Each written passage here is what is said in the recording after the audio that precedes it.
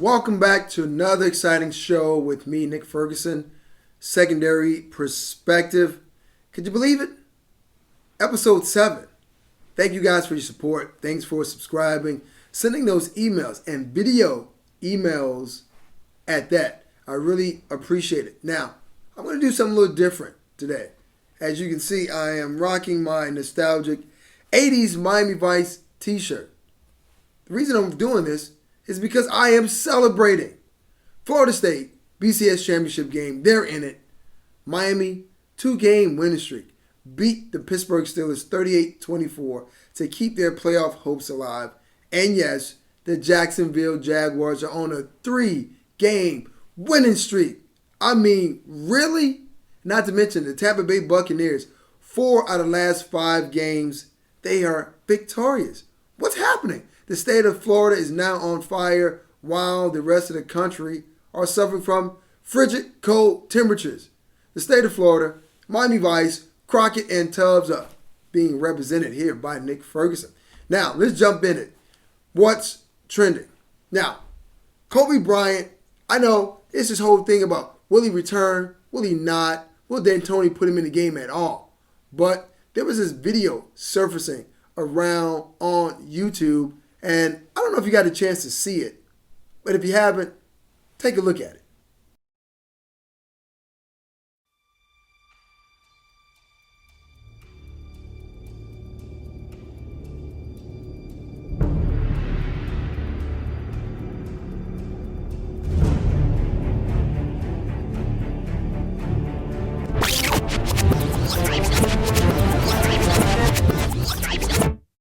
Okay, really?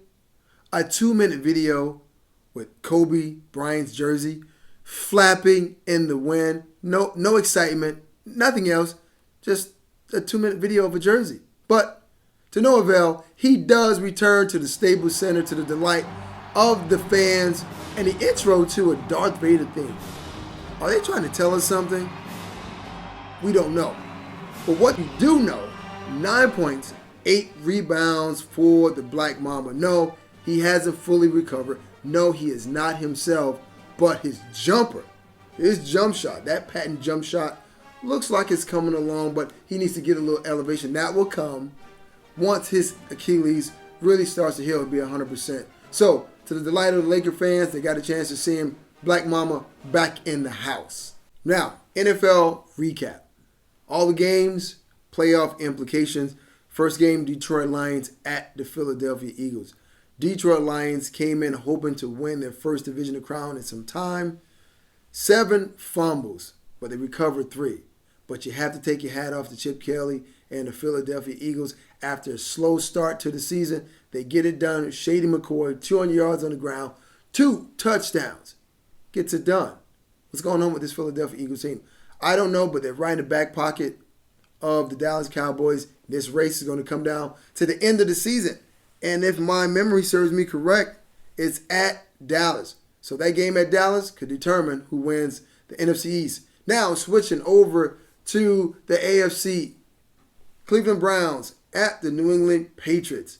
The Patriots go down early by 12, but Tom Brady finds a way to bring this team back to win the game on some controversial calls, might I add, but I think they're making up for that call against Carolina early on in the season. Tom Brady, New England Patriots get it done, but they lose Gronkowski for the 3rd straight year. We got to see how this was going to play out in the playoffs.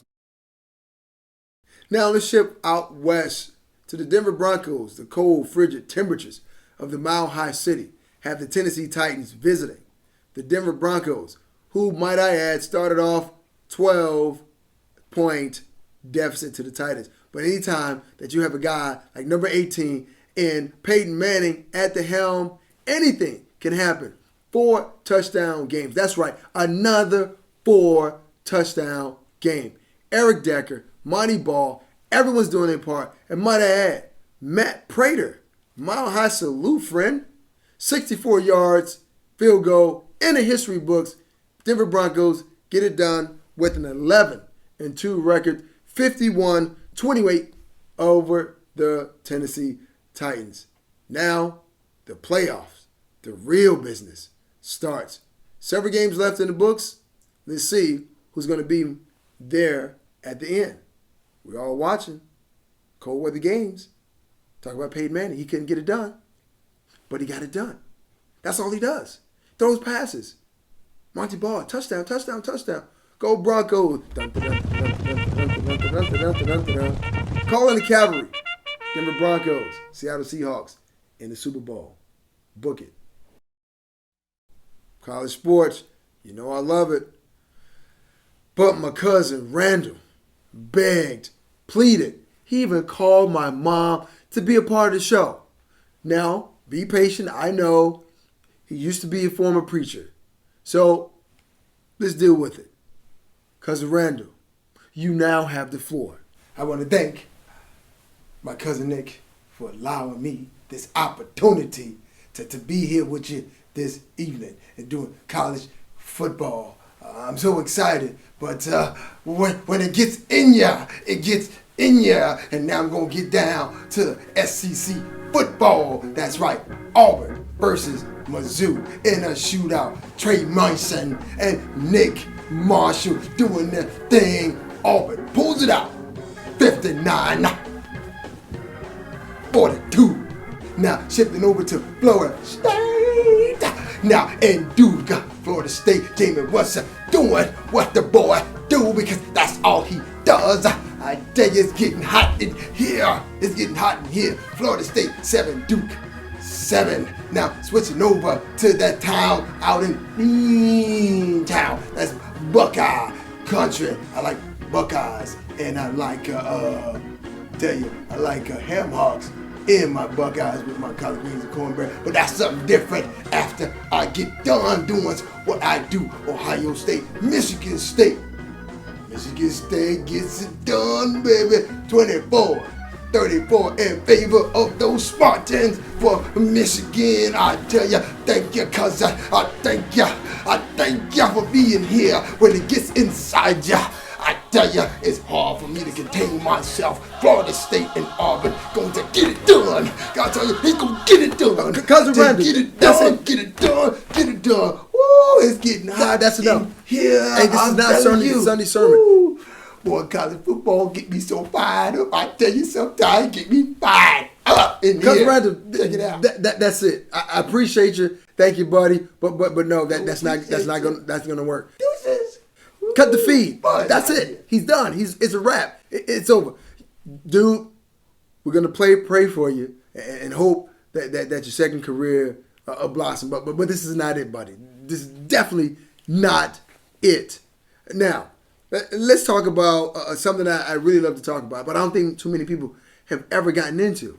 We're going to talk about the P. Diddy of owners. That's right. If you don't know what I'm talking about, silver, shiny, suit guy, you know, P. Diddy, take that, that guy. So simply put, you know, seldom owners are seen and not heard from. But these owners that I'm talking about, you see them everywhere. Let's start with the one at the bottom of the list. Daniel Snyder, Washington Redskins. He's doing all kind of commercials now. Then it's Mark Cuban. We already know what he is. But then it's the one, the cream of the crop. That's right. No other than Jerry Jones of the Dallas Cowboys. He's the owner and he's a GM. He's in freaking everything. You would think that either he's a quarterback or he's a running back. I don't know. Maybe he's throwing a pass. Maybe he's catching them.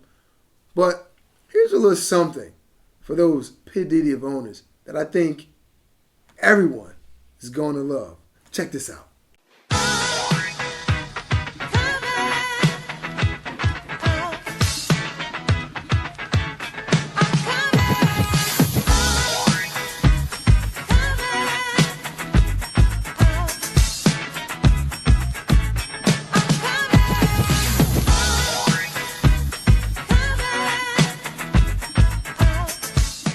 All right, thank you for another fun-filled show. Joining me here, don't forget to like, subscribe, and share with all your friends, grandma included. Also, I'd like to give a big shout out to Kimberly and the Red Booth. Check her out, some good stuff. Facebook, Twitter, you got it.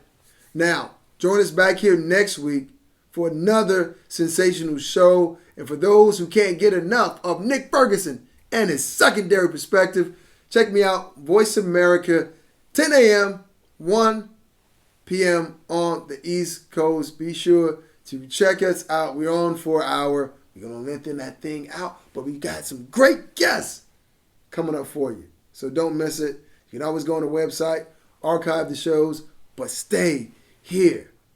Another sports show gives you this. We give you variety. We give you comedy. We give you everything here. Nick Ferguson, Secondary Perspective. And as usual, I am gone.